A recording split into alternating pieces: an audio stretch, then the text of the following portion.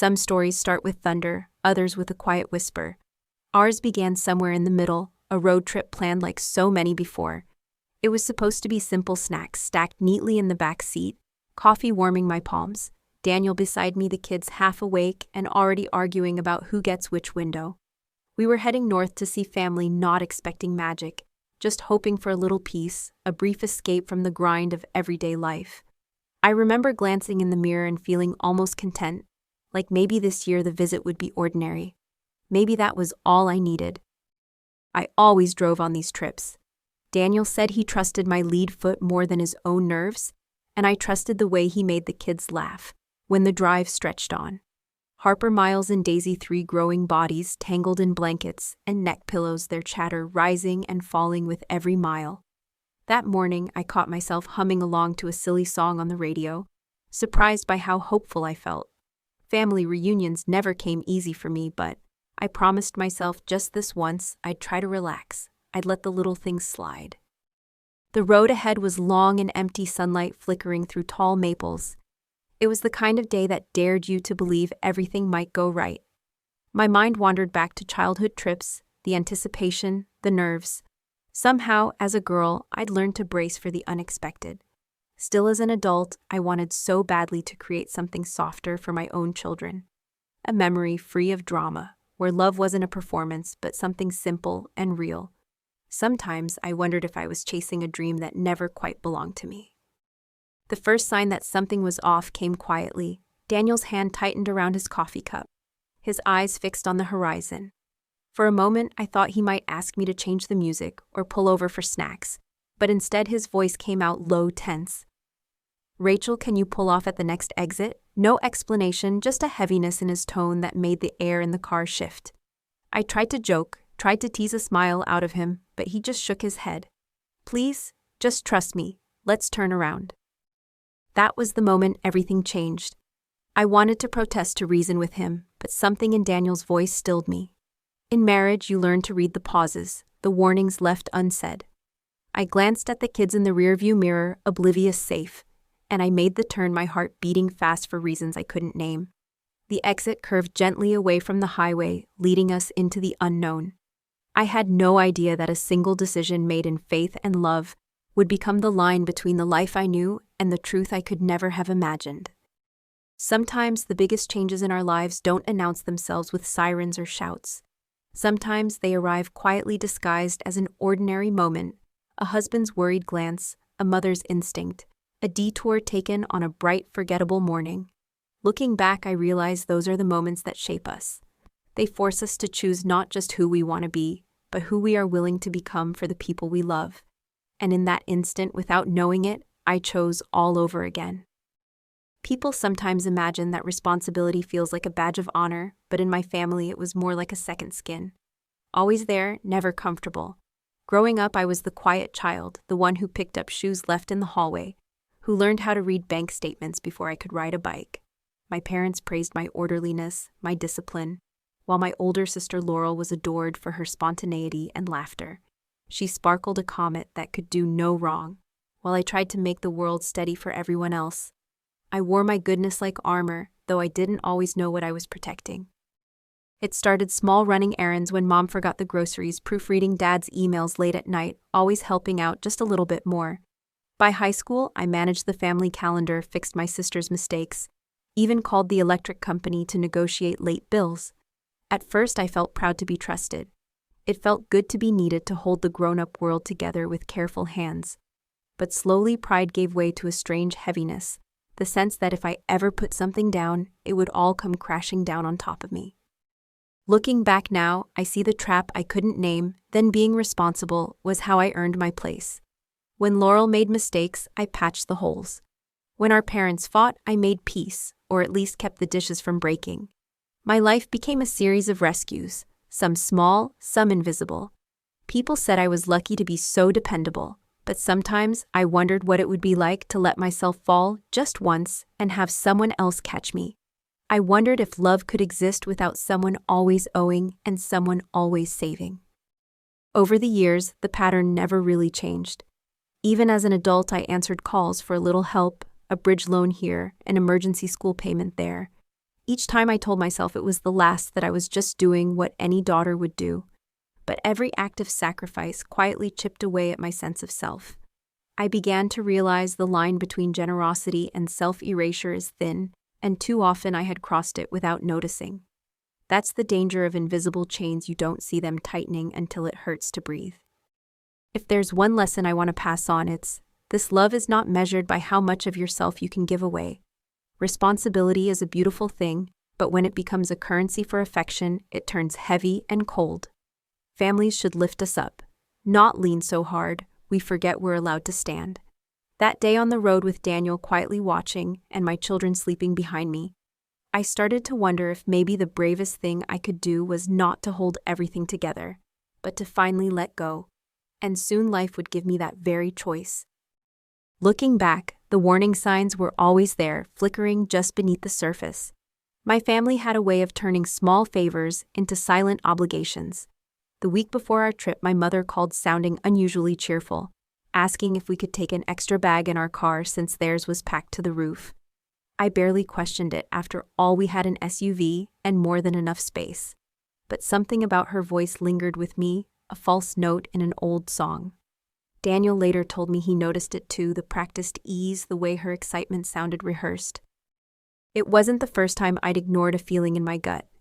Years ago, when Laurel needed just a little help after losing another job, I wired money with barely a second thought. Or the Christmas mom suddenly insisted we store her holiday boxes in our garage for a few weeks, only for them to sit there for months unopened and oddly heavy. In each case, my instinct whispered that something was off, but I'd always explained it away, telling myself families do strange things, and I was probably just being too sensitive. The truth is, when you grow up in a family skilled in gentle manipulation, you become an expert in self-doubt. You learn to second-guess your discomfort, to label every red flag as paranoia or unkindness. For years, I brushed aside little inconsistencies, hurried conversations, missing details, secrets that everyone seemed to know except me. I told myself that trust meant not asking questions, that love was always giving the benefit of the doubt, even when the story didn't quite add up. It took me a long time to see that this was its own kind of blindness. One of the biggest mistakes I made was assuming that manipulation only happens in loud, obvious ways.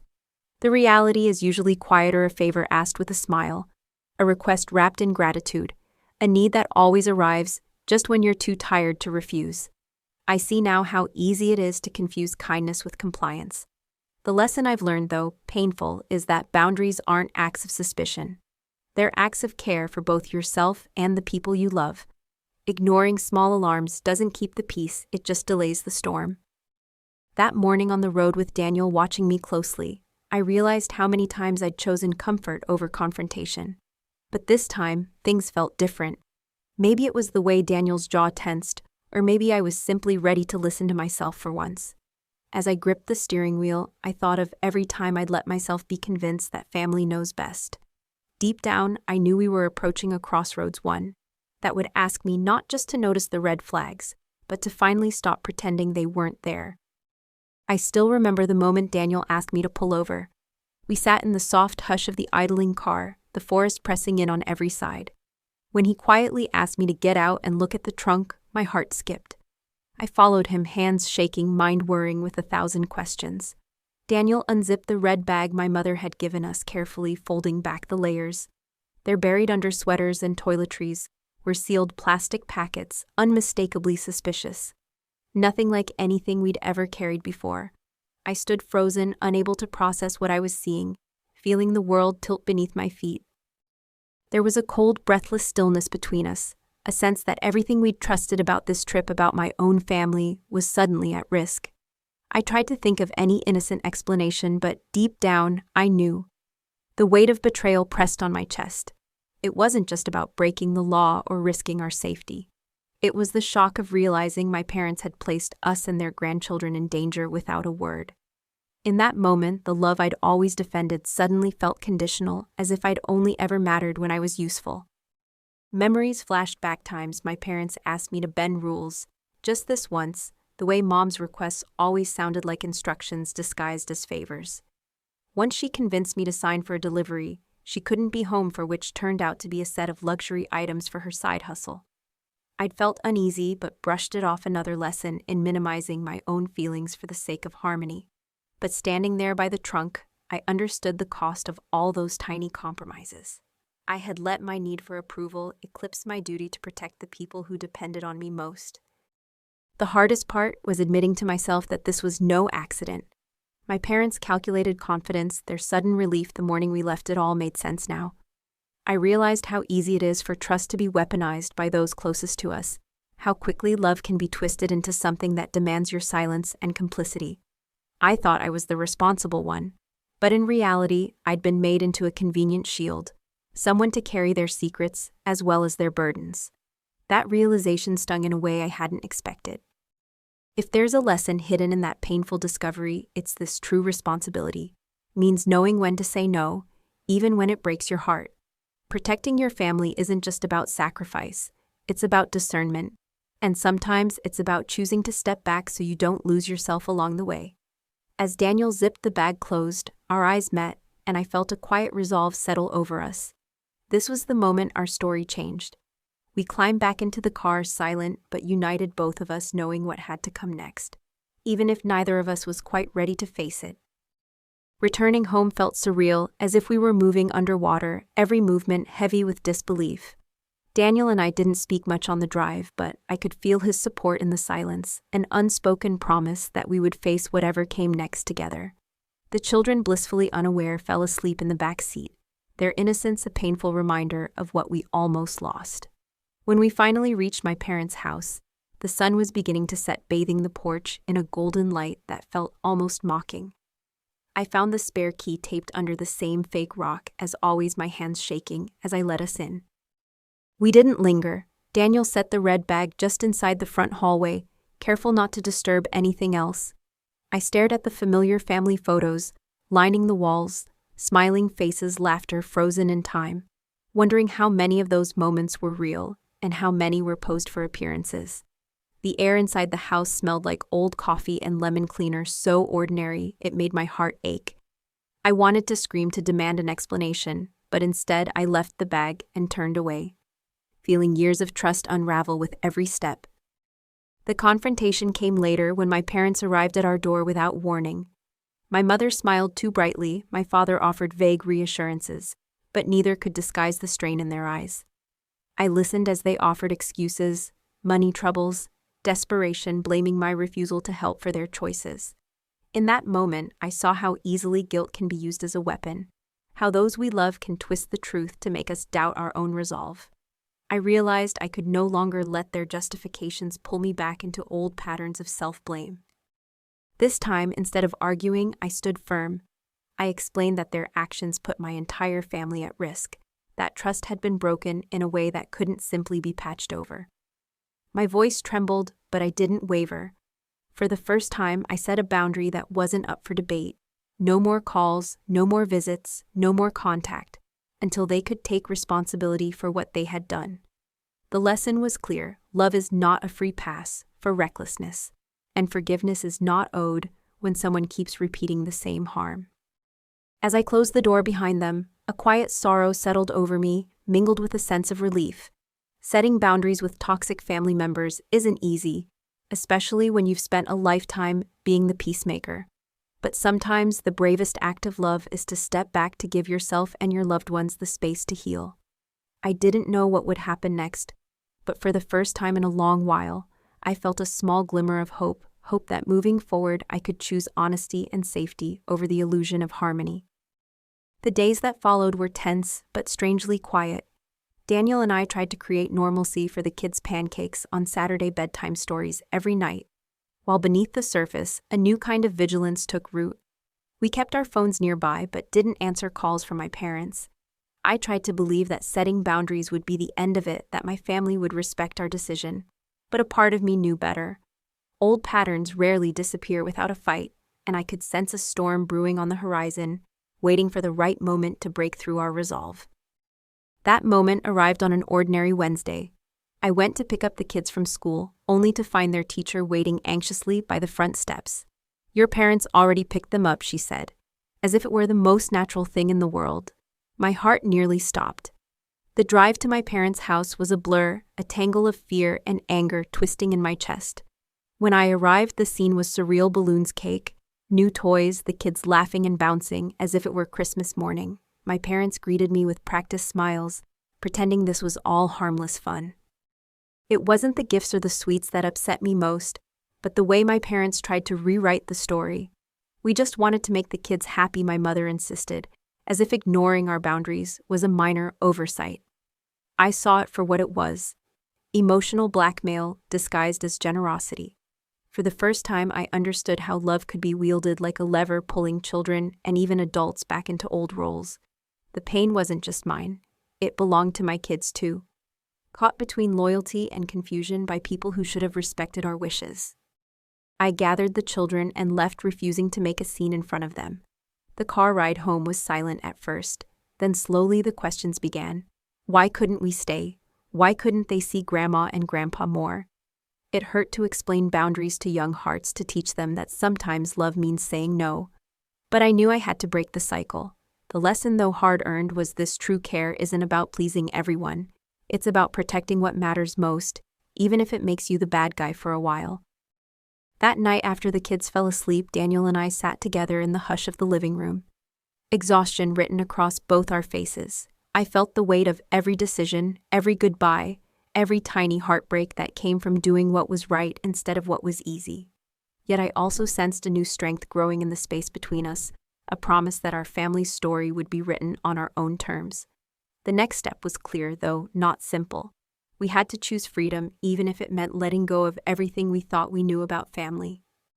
In the days after the incident, Daniel and I barely needed words to communicate our decision. The sense of violation, the disruption of trust, had gone too deep to ignore. We began researching new towns, new schools, and Daniel quietly called his company to revisit a long-offered transfer to North Carolina. Every conversation felt like a quiet declaration of hope, a belief that we deserved a life free from old manipulations. It wasn't easy to imagine uprooting everything we'd built, but the prospect of a fresh start somewhere our family could breathe and heal began to outweigh the fear of leaving everything familiar behind. Telling the children was the hardest part. Harper, Miles, and Daisy sat wide-eyed on the living room rug as I gently explained we would be moving. I promised new adventures and told them about Daniel's parents who lived nearby and loved to bake cookies and go fishing. Still, Harper's lips quivered, and Miles asked if they'd ever see Grandma and Grandpa again. I wrapped them in my arms and told them the truth. Sometimes love means making hard choices to keep each other safe.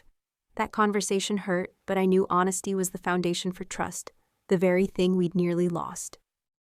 The logistics were daunting: selling the house, finding a new one, packing memories into boxes labeled "Keep, Donate," or "Let Go." Friends and neighbors offered mixed reactions. Some understood, others whispered behind closed doors. I felt the weight of their judgments, the old pressure to explain or justify our choice.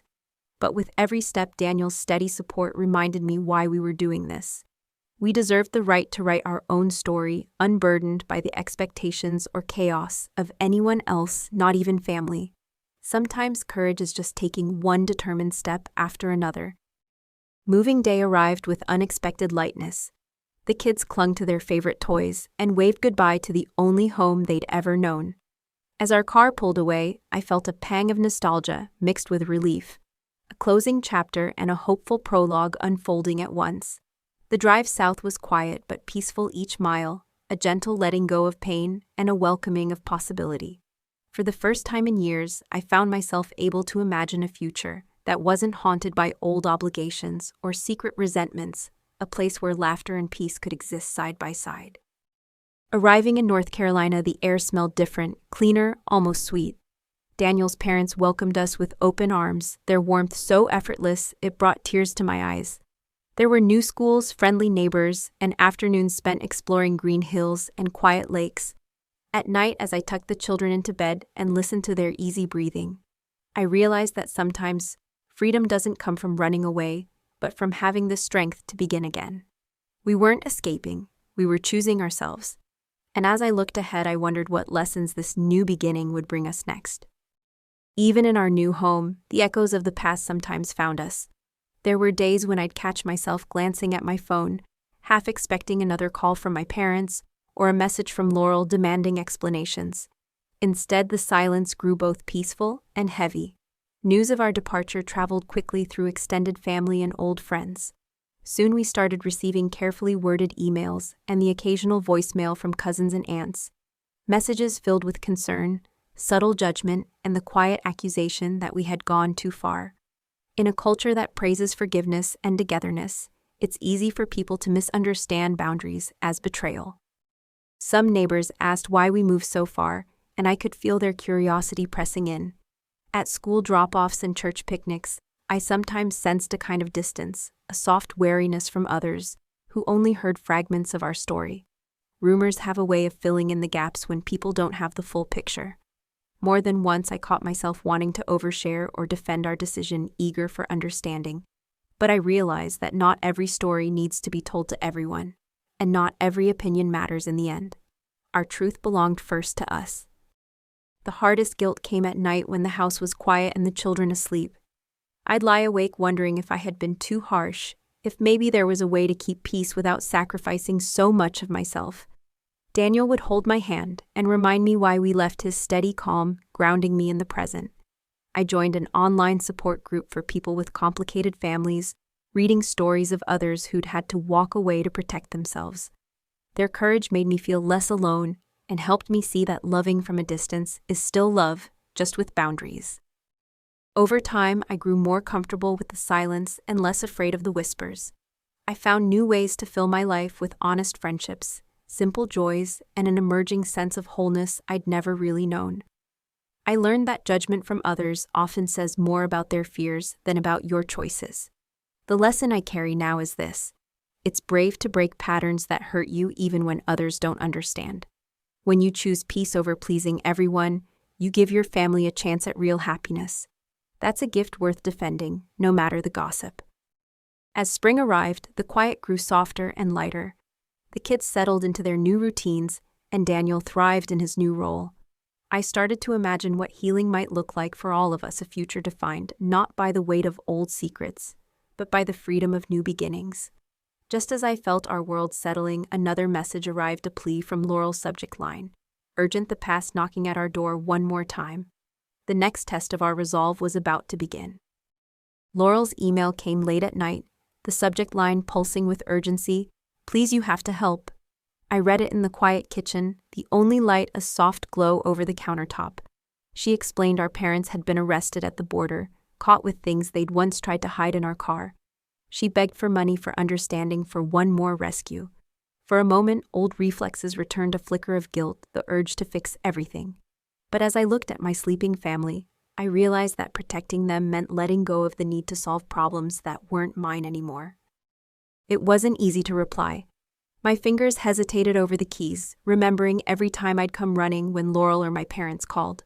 I thought about what I wanted my children to see: a mother who could be compassionate, but also wise enough to draw the line. My response was simple: I'm sorry, but I can't help this time. I hope you all find a way through, but I have to choose my own family now. I pressed send, heart pounding. It felt both terrifying and strangely peaceful, like stepping onto a new path after years of circling the same rocky ground. The weeks that followed were quieter, but inside healing had only just begun. I started seeing a counselor, working through years of confusion and misplaced responsibility. Some days, I grieved the family I wished I had, the parents who would apologize, the sister who'd stand with me instead of pushing me to carry everyone's burdens. Other days, I felt lighter, more at home in my own life. Daniel and I talked openly, finding new ways to support and trust each other. The kids, resilient and bright, flourished in their routines, slowly learning that safety could be steady and real. What surprised me most was how forgiveness looked different than I expected. It wasn't about excusing the past or pretending nothing happened. Instead, it was giving myself permission to stop carrying pain that wasn't mine. I began to see that breaking away didn't mean erasing my story, it meant giving it new meaning. Real healing wasn't about fixing my parents or making them see my worth. It was about learning to value myself and teaching my children that their voices, their boundaries mattered. It was about choosing peace over patterns and love over loyalty to old wounds. One bright afternoon, as the children played in the backyard and Daniel read on the porch, I realized we'd built something precious, a quiet, sturdy happiness, free from the chaos that used to define us. My story wasn't perfect, but it was finally mine to tell. As the sun slipped low, I found myself ready for whatever came next, not because I was unbreakable, but because I had finally learned that wholeness is possible, even after everything falls apart. And as I looked toward tomorrow, I knew the greatest chapter was still unfolding. Looking back over this journey, I see not just the pain and betrayal, but the moments of courage that quietly changed our lives. Every decision from turning the car around that morning to setting boundaries with my parents to choosing a new home was a step toward freedom I didn't know I needed. I learned that responsibility doesn't have to mean self-sacrifice, and that love can be real and lasting when it's rooted in honesty and respect. Our family became stronger, not in spite of the struggle, but because we learned to face it together, one hard truth at a time. The process of healing was messy and slow, filled with nights of self-doubt and days when I wondered if I'd done the right thing.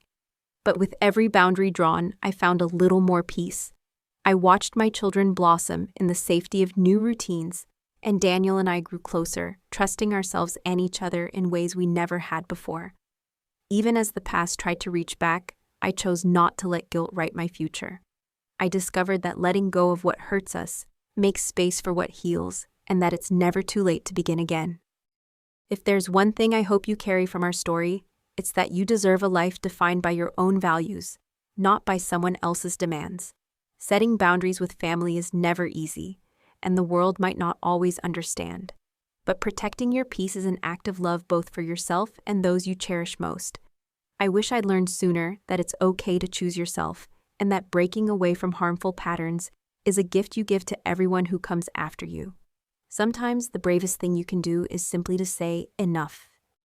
I know our story isn't unique.